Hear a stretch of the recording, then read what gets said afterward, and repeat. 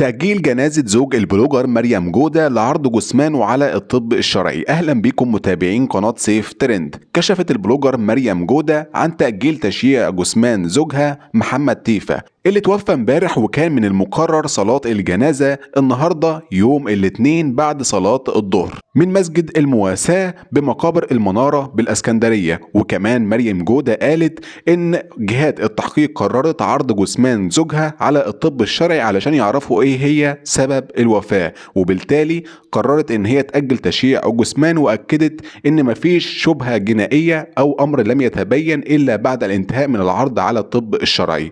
وكانت مريم جودة أعلنت عن خبر وفاة جوزها بعد ساعات قليلة جدا بعد ما احتفلوا بليلة رأس السنة الميلادية، وتفاجئ الجميع في التعليقات بأن هي نزلت خبر وفاة جوزها. وبعد ما كانت مريم جودة بتحتفل مع جوزها ونزلت على حسابها على مواقع التواصل الاجتماعي الساعة دلوقتي 12 بالدقيقة، عايزة أقول لك إن دي أحلى رأس سنة في حياتي، وعشان بقينا مع بعض ويا رب نفضل مع بعض العمر كله. وبعد ما نزلت الرسالة دي معداش 24 ساعة إلا وجوزها توفاه الله. وطبعا في ناس كتير جدا بتقول إن ده بسبب الحسد، وبصراحة الموضوع ده كتر في الفترة الأخيرة، مش أي حاجة بنمر بيها سواء حزن أو حب أو سعادة أو أي حاجة من الحاجات دي كلها ننزلها على منصات التواصل الاجتماعي، لأن مش كل الناس بتبص للموضوع ده من جهة معينة، في ناس بتبص بحقد وغل وحسد. فرجاء نخلي بالنا من حياتنا الشخصية وبلاش نعرضها على العامة وعلى السوشيال ميديا. ده كان موضوع حلقتنا النهاردة بخصوص تأجيل جنازة